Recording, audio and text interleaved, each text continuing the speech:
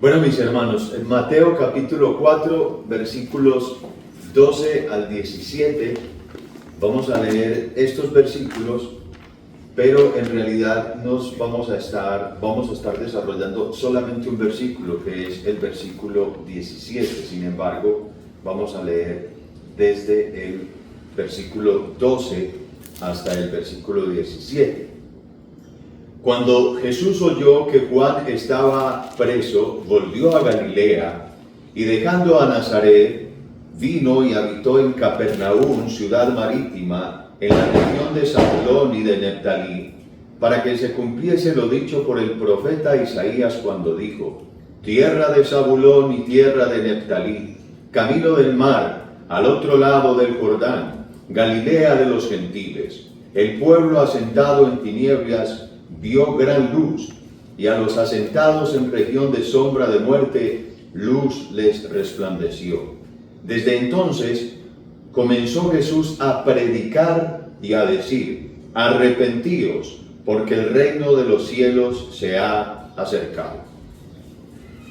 Habían pasado 30 años desde que Jesucristo, quien es presentado por el evangelista Mateo como el Mesías o Rey, había puesto los pies en este mundo.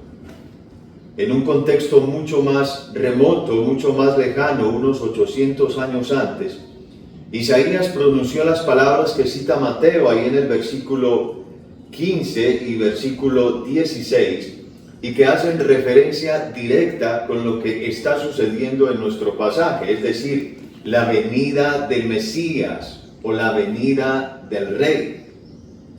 Llega pues el soberano de los reyes de la tierra, el deseado de todas las naciones, la imagen misma del Dios viviente, y ante semejante majestad y ante tan extraordinario y sublime suceso, Mateo, quien a propósito abre el Nuevo Testamento como la primera pincelada en la última escena del metarrelato bíblico, la primera pincelada de esa última escena es el Nuevo Testamento y la primera pincelada es el Evangelio de Mateo. Desde el capítulo 1 hasta el capítulo 4, versículo 11, rastrea la línea genealógica de nuestro Rey, su humilde pero sacro nacimiento, sus peligros prematuros o los peligros prematuros a los que se enfrenta, la obra de su primo predecesor, el bautismo de nuestro Señor Jesucristo, y también esa escena tan dramática como lo fue la tentación de Jesús en el desierto. Y al llegar al versículo 12, dentro de donde está el pasaje que estaremos analizando en esta oportunidad, el escritor nos narra con ciertos pormenores el principio del ministerio de nuestro Supremo Rey, es decir, su primera aparición pública. Del verso 12 al versículo 13, el escritor nos ubica geográficamente en el lugar exacto donde esto se llevó a cabo. Y en los versículos 14 y 15 y 16 nos señala la profecía que se cumplía al pie de la letra en cuanto a la ubicación y el propósito de este magno acontecimiento que estaba ocurriendo en este instante. Por cierto, Galilea de los gentiles, la referencia a Galilea de los gentiles, hace referencia a una región que unos 700 años antes de Cristo, en el tiempo del profeta Isaías, era conocida como el reino del norte, la parte norte de Israel, y fue catalogada por el profeta como tierra de gentiles, pueblo asentado en tinieblas, región de sombra de muerte. Una región llena de maldad que desagradaba a Dios en todos los aspectos. El reino del norte era el más perverso, gobernada por reyes perversos en su mayoría. Allí en su mayoría eran reyes perversos. Horrendamente esta región, horrendamente mestiza o mezclada con paganos y por ende aperturada o abierta a las religiones paganas, que hacía evidentemente que esta región fuera conquistada por paganos y de esa manera quedara mayoritariamente en manos de los llamados gentiles o no judíos. Para el tiempo en el que nuestro Señor Jesucristo llega a Galilea, los judíos de Jerusalén, que eran más estrictos, tenían la misma opinión y despreciaban abiertamente a los habitantes del norte, y por eso Mateo, que escribe su evangelio a la iglesia en el año 50 aproximadamente, es dirigido intencionalmente por el Espíritu Santo para que plasme tal cual las palabras que habían sido dadas por el profeta Isaías, como lo podemos observar en el versículo 15. Otro aspecto del contexto que quiero mencionarles es que aunque Mateo presenta a Cristo como rey, también está interesado en mostrar las promesas del reino del Antiguo Testamento a lo largo de su evangelio. Y en ese sentido, la expresión más común que corre a lo largo de este evangelio es la expresión el reino de los cielos, que ocurre 32 veces en este libro y que no ocurre en ningún otro lugar en todas las Escrituras. Eso para tenerlo en cuenta. Rey y reino, la conexión que hay entre el rey y el reino. Y ya en el verso 17 encontramos las primeras palabras públicas de este rey que acaba de llegar. Lo que podríamos llamar las palabras preinaugurales del rey. Porque en realidad su discurso inaugural completo empieza con lo que se conoce como el manifiesto del reino o el manifiesto del rey, desde el capítulo 5 hasta el capítulo 7, lo que se conoce como el Sermón del Monte, y que son, por así decirlo, la base teológica sobre la que el rey ha de establecer su reino espiritual, que a la postre sería su reino terrenal, cuando ya sea su reino consumado. Son pues las palabras de este verso 17, las que leemos, las que vamos a, sin ánimo de ser exhaustivos, estaremos analizando en esta exposición bajo dos preposiciones sencillas que nos ayudarán a desarrollar y a entender nuestro mensaje, que he titulado, por supuesto, el arrepentimiento y el reino de Dios. El arrepentimiento y el reino de Dios. Vamos a ver la conexión que hay entre el arrepentimiento y el reino de Dios, y las dos preposiciones que traigo son en la parte A de nuestro versículo 17, la predicación y el llamado al arrepentimiento, y en la parte B del versículo 17, las conexiones entre arrepentimiento y reino. Las conexiones entre arrepentimiento y reino. Veamos primero la predicación y el llamado al arrepentimiento en la parte A del versículo 17. Desde entonces comenzó Jesús a predicar y a decir. En nuestra introducción vimos que el contexto de nuestro pasaje nos está mostrando algunos detalles del cumplimiento de la venida de nuestro Rey Jesús. Con el Rey llega su Rey, tiene que llegar su Rey. Y antes de dar su discurso principal correspondiente a lo que sería el establecimiento de ese reino, que se da en los capítulos siguientes que ya mencionamos, capítulos 5, 6 y 7, el Rey entra saludando: arrepentidos. Y para nosotros puede parecer extraño que un rey o un gobernante entrante se presente por primera vez ante cualquier público de esta manera. Eso parecería muy extraño para nosotros. Jesús, ¿acaso no puede ser más educado? ¿No puedes entrar saludando? Buenas tardes, buenos días, buenas noches. ¿Por qué no saludas primero? O quizá nosotros pensaríamos que hay otras maneras más diplomáticas y más corteses, más simpáticas de empezar un discurso, y máxime de un rey o de un gobernante. Pero tanto para los oyentes originales de estas palabras, como para los lectores originales de este relato, que eran los judíos cristianos que estaban siendo perseguidos ya en el primer siglo, esta forma de iniciar un discurso era común, y máxime que quien se dirigía a ellos en ese momento, sobre todo para los oyentes originales, era más visto como profeta que como rey. Por eso Mateo es explícito cuando dice, desde entonces comenzó Jesús a predicar y a decir. La predicación es la función principal del profeta. La predicación es la proclamación, es el anuncio, es la noticia, es la advertencia. La profecía es la comunicación verbal de un mensaje que viene de parte de Dios. Y entonces vemos que estas no solo son lo que hemos denominado en este mensaje las palabras preinaugurales de nuestro Rey, que de hecho eso ya las hace muy importantes y lo suficientemente serias como para tenerlas en cuenta, sino que también es la primera predicación de quien también era profeta. ¿Y quién dijo profeta? El mayor de los profetas. Recordemos los tres oficios de nuestro Señor Jesucristo: sacerdote, profeta y rey. Y vemos cómo esta, es decir, esa predicación de inmediato, esa predicación del profeta, de inmediato está directamente ligada con un llamado al arrepentimiento. Es decir, hay una relación indisoluble entre predicación cristiana y el arrepentimiento. Y eso debemos tenerlo siempre, pero siempre muy presente. Ahora, permítanme, les ayudo a entender esto y préstenme toda su atención, porque quiero hacer el intento de ilustrarlo de la mejor manera posible, haciendo mi propia paráfrasis antes de dar un par de pasajes al respecto.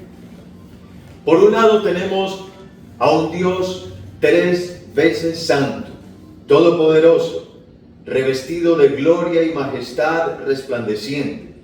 Por otro lado tenemos a un hombre 1000 veces pecador, todo pecado, revestido de inmundicia, de toda clase de maldad y de tinieblas. Y en medio de los dos hay una cruz, toda recubierta de rojo carmesí, sangre del Cordero inmolado de Dios. Y en el centro de esa cruz hay una puerta muy estrecha que lleva a un camino que es muy angosto y por medio del cual solo los que vengan casi arrastrados en una posición muy gacha pueden entrar en ella y en esa misma posición emprender ese camino que es muy angosto, que al final se abrirá como un valle verde y vasto, que son los valles que rodean la ciudad del gran rey a la que el alma espera llegar. Esto parece muy subjetivo, ¿verdad? Pero no lo es. Tomemos un pasaje de la unidad de pensamiento que rodea nuestro texto y nos será más fácil comprender la correspondencia que hay entre estos dos importantes conceptos, a decir, la predicación y el llamado al arrepentimiento, que es en el punto el cual estamos desarrollando. Leamos el versículo 16. El pueblo asentado en tinieblas vio gran luz, y a los asentados en región de sombra de muerte, luz les resplandeció. Y ya mencioné algún aspecto del contexto geográfico y de lo que significaba que el Señor precisamente empezara allí su ministerio. Jesús no solo es la luz que sale del Padre para ponerse entre el hombre y Dios, sino que también es el mensaje que sale de Dios. Jesús es la predicación de Dios. Y el abismal contraste que vemos entre las tinieblas del hombre pecador y la luz del Dios infinitamente santo solo desaparece por medio de Jesús, que es a quien nosotros predicamos. Y es a ese Jesús que predicamos, y a ese Jesús que predicamos solo se puede venir en términos de arrepentimiento y fe. Es la única manera de llegar al Señor Jesucristo. Hagamos la ecuación un poco más sencilla. La predicación es la buena noticia que Dios ofrece, salvación en Cristo Jesús. Y esta buena noticia siempre está relacionada con arrepentimiento. Porque así como Dios es soberano en su salvación, también lo es en el establecimiento de los términos bajo los cuales recibe a pecadores en su reino. Esto es, los que vienen a Cristo en arrepentimiento y fe son los únicos que pueden entrar al reino de los cielos. Quiero repetir eso nuevamente. Dios es soberano en su salvación, pero también lo es en el establecimiento de los términos bajo los cuales recibe a los pecadores en su reino. Esto es, los que vienen a Cristo en arrepentimiento y fe, solo ellos pueden entrar al reino de los cielos. Todos conocemos el llamado recalcitrante al arrepentimiento verdadero que hace Isaías en el capítulo 1, que no vamos a leer por cuestión de tiempo. Es un llamado recalcitrante al arrepentimiento. Pero a decir verdad, por toda la Escritura está diseminada la relación entre la predicación o la profecía y el arrepentimiento. Y solo bastaría, mis amados hermanos, con leer las palabras de Jesús en los 4 evangelios para encontrar siempre ese axioma, sino usando directamente la palabra arrepentimiento, sí como un concepto imprescindible en su predicación. Un axioma es una declaración o una verdad que no necesita ser comprobada. Un último y más claro ejemplo son las palabras que usó Juan el Bautizador en lo que también fue su primera predicación, según nos lo dice Mateo capítulo 3, y en las que usan no solo la misma oración, sino el mismo imperativo, es decir, el mismo mandato que usa Jesús en nuestro texto base, la palabra arrepentidos. Es un llamado a la acción, arrepentidos. Leamos Mateo capítulo 3, el versículo 1 dice: en aquellos días vino Juan el Bautista predicando en el desierto de Judea y diciendo: arrepentíos porque el reino de los cielos se ha acercado. Verso 6. Y eran bautizados por él en el Jordán, confesando sus pecados.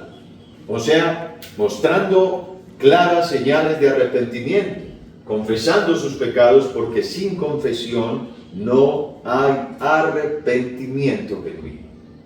Ahí están, predicación y llamado al arrepentimiento en una misma escena, en un mismo tiempo, en un mismo sentido y con una misma intención.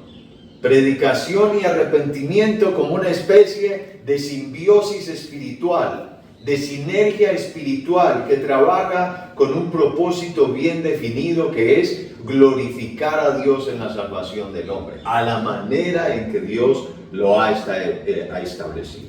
Ahora, ¿por qué tanto énfasis en el arrepentimiento? Porque vimos que el hombre es un ser pecador, que es una masa de putrefacción y maldad, que ha infringido la ley de Dios, que ha caído en tinieblas, ha cometido traición cósmica. La ira del Dios Santo, ahora mismo está sobre los lomos del hombre y está sentenciado a sufrir el tormento eterno. Y Dios, aunque es Él quien toma la iniciativa para buscar al hombre y ofrecerle su perdón, trasladarlo de la potestad de las tinieblas al reino de su Hijo amado, pone a su Hijo, que es en esencia tan santo como Dios mismo, que es la luz también, de la que habló Isaías, y la puerta y el camino para cumplir ese propósito. Y lo primero que su Hijo dice es: arrepentidos.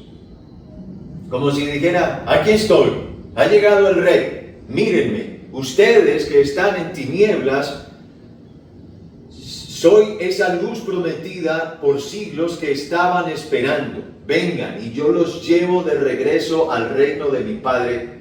Pero eso sí, vengan en arrepentimiento, y si no, no vengan. Vengan en arrepentimiento. En términos prácticos, sea al principio o al final de la predicación, si no hay un llamado al arrepentimiento, literalmente hablando, no cumplimos la tarea que se nos ha encomendado. En palabras de A.W. Pink, y cito: el arrepentimiento es una responsabilidad evangélica. y ningún predicador merece ser considerado como siervo de Cristo si guarda silencio sobre este tema. Fin de la cita.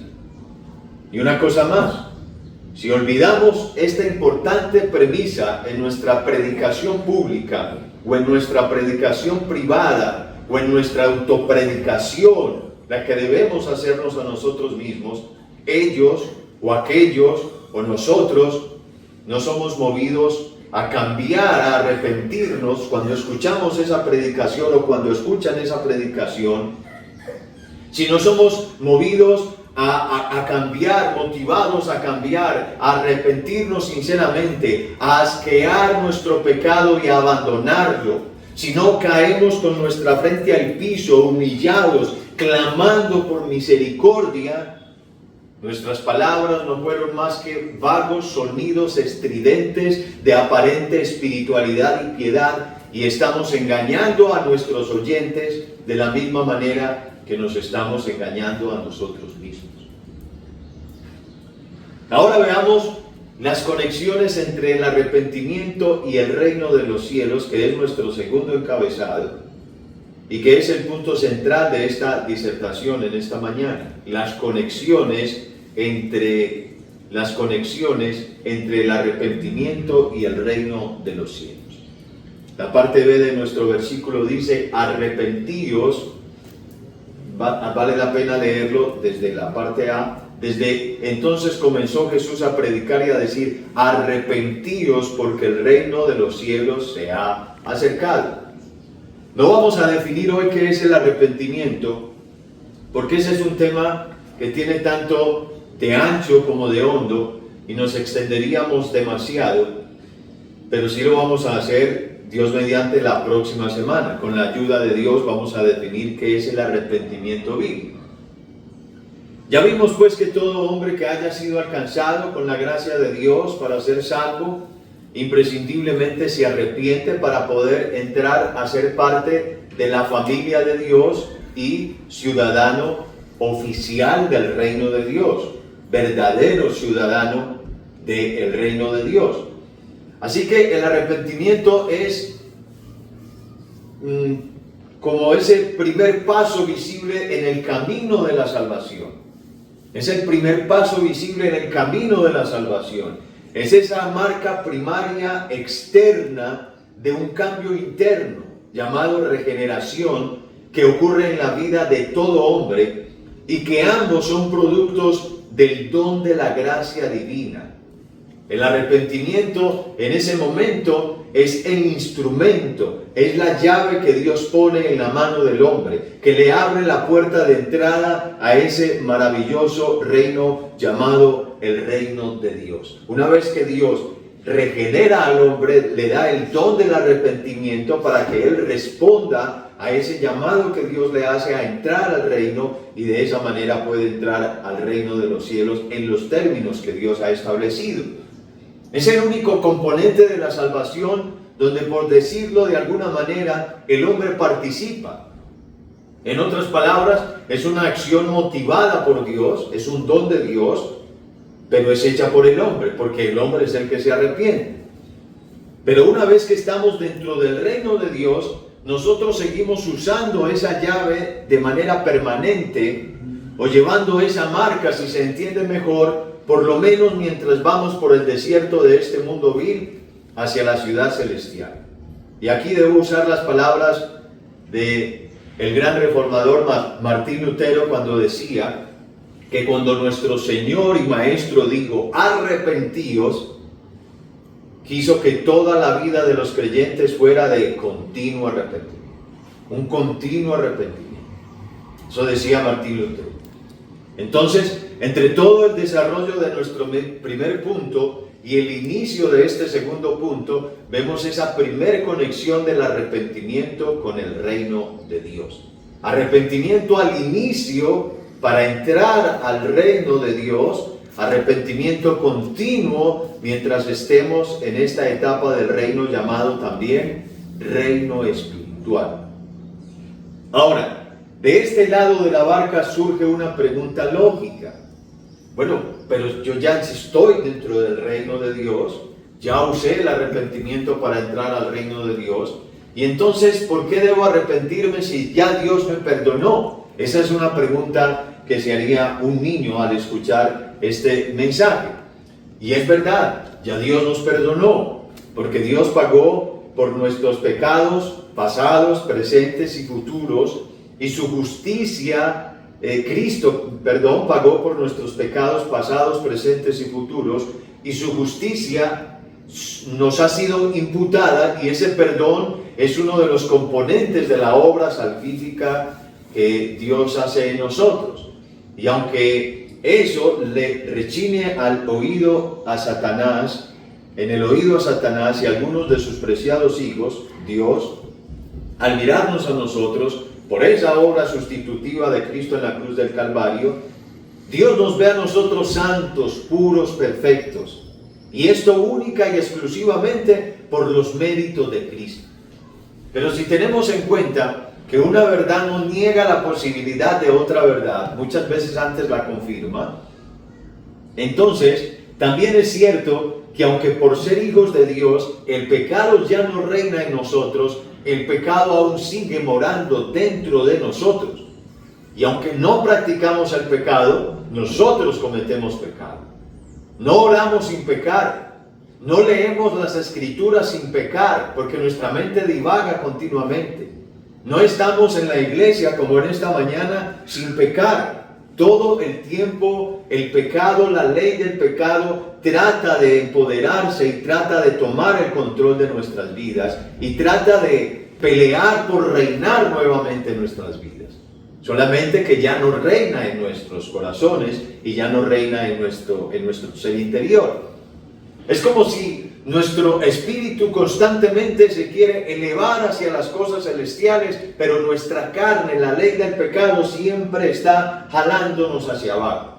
Y a veces, sin que lo podamos entender y no quisiéramos que fuera así, caemos heridos o perdemos algunas batallas en este caminar. Por eso decimos que nadie anda sin heridas en esta guerra. Nadie hay sin heridas en esta guerra. Hasta el más santo de los santos, el enemigo le ha golpeado el talón o en ocasiones le ha golpeado la cabeza. En otras palabras,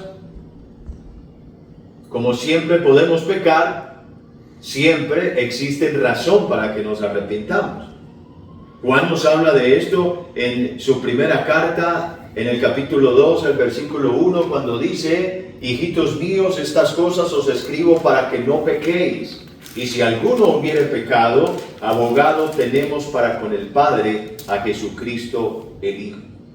Por eso aseveramos que el arrepentimiento no es solo para los inconversos, también es para nosotros los cristianos, y esto nadie en el pueblo de Dios lo puede ignorar, porque quien ignore esto corre un grave peligro en la vida cristiana. Ahora bien, hay otra clara conexión entre el arrepentimiento y el reino de Dios, y es que el arrepentimiento nos sirve como elemento purificador. Recordemos que nosotros los creyentes que ya estamos dentro del reino espiritual, nosotros estamos en un proceso de santidad progresiva. Y en ese proceso de santificación progresiva, en ese proceso el arrepentimiento nos sirve como un elemento purificador. Y a esta altura del desarrollo de nuestro mensaje, ya entendemos que al principio el arrepentimiento actuó en nosotros como instrumento de salvación, para meternos en el reino, por decirlo de alguna manera. Pero ahora lo usamos como elemento de santificación. Inicialmente como elemento de salvación, ahora como elemento de santificación. Y Dios nos salvó, recordemos hermanos, para santificarnos. Y quien no crea esto, está desenfocado en la vida cristiana y no le ha amanecido. El que no crea que Dios le salvó para santificarlo, no le ha amanecido en la vida cristiana y está totalmente desenfocado, y es muy fácil que sea presa constante del enemigo. Porque esta es una verdad bíblica muy olvidada entre los creyentes. Y por eso siempre me gusta aclarar esto, ilustrándolo de la siguiente manera, y es que si esto no hubiera sido así, de que Dios nos salva para santificarnos, justo un segundo después de haber tenido nuestra experiencia de conversión o de nuevo nacimiento, hubiésemos muerto para ir al cielo, directo al cielo, si no hubiese sido la intención del Señor salvarnos para santificarnos al segundo después de habernos arrepentido, de haber experimentado la conversión, hubiéramos ido al cielo. La santidad ha sido fundamental en nuestra relación posicional con Dios y es esencial en nuestra comunión presente y futura con nuestro Dios. No debemos perder de vista el tema de la santificación, que es otra doctrina importante de la palabra del Señor. Mejor dicho, para hacer posible nuestra relación actual con Dios, se nos imputó tanto la justicia de Cristo como su santidad. Y así no solo se aplacó la ira santa de Dios y pasamos de ser condenados y malditos y enemigos de Dios a ser redimidos, benditos e hijos de Dios, sino que también por esa santidad de Cristo que nos fue imputada, se nos permitió entrar confiadamente al trono de la gracia. Porque Dios es un Dios santo, santo, santo, y Él no va a permitir que nada que no sea santo entre a su presencia. Y por los méritos entonces de su santo Hijo, podemos entrar al trono de la gracia y ofrecer nuestras vidas como sacrificios vivos delante de Él, y así poder santificarnos cada vez más y más y más, hasta que lleguemos a la estatura del varón perfecto. Y en toda esa trama que les acabo de mencionar, el arrepentimiento juega un papel primordial, es imprescindible en nuestra santificación. Quisieras tener tiempo para escarbar un poco el Salmo 51, pero que es quizá este Salmo 51, que es quizá la expresión más superlativa acerca del tema del arrepentimiento, pero solo quiero señalarlo como un ejemplo del elemento de purificación y también como señal en la vida de un verdadero hijo de Dios. No solo como un elemento, en el Salmo 51 podemos ver el arrepentimiento no solo como un elemento de purificación, sino también como una señal del verdadero Hijo de Dios, que es la última conexión entre arrepentimiento y reino, con la cual daremos conclusión a este mensaje. El arrepentimiento como marca de los ciudadanos del reino. Vimos las conexiones entre arrepentimiento y reino de Dios. Para entrar al reino, mientras estamos en el reino, como elemento purificador, y ahora veremos el arrepentimiento como marca de los ciudadanos del reino. La conexión que hay entre arrepentimiento como marca de los ciudadanos del reino. Esta es una marca que es tan indeleble como visible.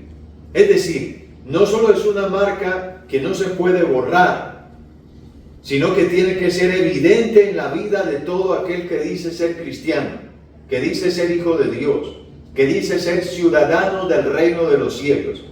No es que está ahí como medio borrosa, no, es fulgurante, es evidente, es una marca que se nota de verdad, brilla por su presencia en la vida de cada creyente.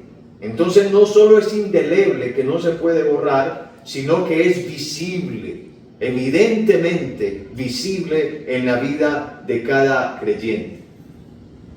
Personalmente, tengo muchas dudas de la cristiandad de aquellos orgullosos y arrogantes cuyo mentón está tan arriba de su pecho que no les permite percibir la fetidez que emana de su necio corazón, o que andan como levitando a causa de su pureza. Parece que nunca pecaran, Y el péndulo se va al otro extremo, no solo de estos orgullosos, arrogantes, sino que también hay otra especie de esa misma raza de creyentes que niega la necesidad del arrepentimiento, que es todavía peor. Unos que creen que no necesitan arrepentimiento porque no hay pecado en sus vidas, y otros que niegan la necesidad de arrepentimiento porque sencillamente no quieren exponerse ante lo que significa el arrepentimiento.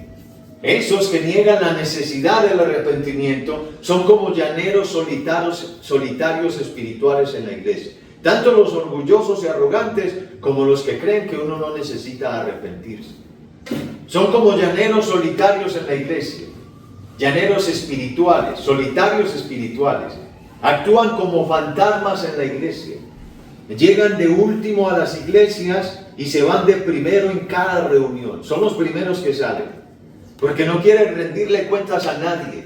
No quieren pedirle consejo absolutamente a nadie, ni meterse en un proceso bíblico del cambio que se hace por medio de la consejería. No reciben instrucciones de nadie. Son como una especie de seres asociales dentro de la iglesia. Son también inserviciales, no quieren involucrarse en ningún compromiso con la iglesia. No se someten absolutamente a nadie. No practican la confesión de sus pecados, sin la cual no hay verdadero arrepentimiento. Ellos no se autopredican a ellos mismos, no se examinan continuamente a ellos mismos, ni se dejan examinar de nadie. Y cuando son confrontados con la doctrina de la santidad, que implica arrepentimiento, son negacionistas de esta doctrina o corren como roedores a los escondrijos secretos de su propia alma. Este tipo de personas que muchos les conocen. Contrario a eso, un ciudadano del reino lleva siempre la llave del arrepentimiento en su mano derecha, porque está convencido de que tarde o temprano, o más bien temprano y tarde, mañana, tarde y noche, tendrá que usar esa llave del arrepentimiento. Un verdadero cristiano practica el arrepentimiento continuamente. Es algo experiencial en su vida y también lo demuestra en su vida continuamente. Lo lleva en la sangre y lo lleva en la frente. ¿Cuál es la llave que nos queda a nosotros cuando pecamos? El perdón de Dios, el arrepentimiento. Es lo único que nos queda. Y por eso es evidente y es algo experiencial en la vida del creyente. Como lo dije, lo lleva en la sangre y en la frente. Un ciudadano del reino, aunque ya es santo, no se sacia en su deseo por santidad. Él quiere cada vez ser más santo y sabe que el arrepentimiento es una ficha clave en esa empresa, en ese designio. Para poder ser santo hay que practicar continuamente el arrepentimiento. Mientras para el falso creyente el arrepentimiento es sinónimo de afrenta, de flaqueza, ¿cómo me voy a ver yo tan débil? Es sinónimo de humillación o de vergüenza pública. Para el ciudadano del reino, el verdadero ciudadano del reino, lo ve como una poderosa arma que le ayuda a cortarle la cabeza a esos amalecitas que se esconden en las cavernas de su carne, que le ayuda a cortarle la cabeza al orgullo que siempre quiere empoderarse de su corazón, al deseo mundanal que siempre quiere llamar nuestra atención, a la vanagloria de la vida que siempre está asaltándonos y siempre nos está tentando que la tomemos, que vengamos hacia ella. El verdadero hijo del reino ve en el arrepentimiento el mejor antídoto para las obras de la carne y la mejor estrategia para contraatacar al instigador de nuestras almas, que se llama Satanás. Para un verdadero ciudadano del reino, el arrepentimiento es una acción renovadora, es purificadora, es fortalecedora, es un aliciente para levantarse cuando ha caído. Es un movimiento de guerra que lo acerca más a la conquista final y más a sabiendas que fiel es el que prometió la victoria en su nombre y para su gloria, el Rey de Reyes, el que presenta a Mateo acá. nuestro Señor Jesucristo, que por su gracia nos metió en su santo reino y allí por siempre nos preservará, y por eso nos llama al arrepentimiento. Tengo una última palabra, que es en primera instancia se dirige a esos amigos que nos escucharán en este mensaje. Amigo, eres un pecador que estás bajo la ira de Dios, y si no vienes a Cristo en arrepentimiento y fe, hoy mismo no solo permanecerás imposibilitado para entrar en el reino de los cielos, sino que tendrás que ir tú al infierno eterno y pagar tú mismo por cada uno de tus pecados. Por eso, huye por tu vida, por favor. Renuncia a tu estado de impenitencia, de no arrepentimiento, y ven a Cristo, Señor y Salvador, y tendrás vida en su nombre. Y a los hermanos, a aquellos que ya hacen parte del reino de Dios, quiero solamente hacerles eco de las poderosas palabras de Santiago, escritas en su carta en el capítulo 4, el versículo 8. Acercaos a Dios y Él se acercará a vosotros. Pecadores, limpiad las manos, y vosotros los de doble ánimo, purificad vuestros corazones. Afligíos y lamentad y llorad. Vuestra risa se convierta en lloro y vuestro gozo en tristeza. Humillaos delante del Señor y Él os exaltará. Oremos.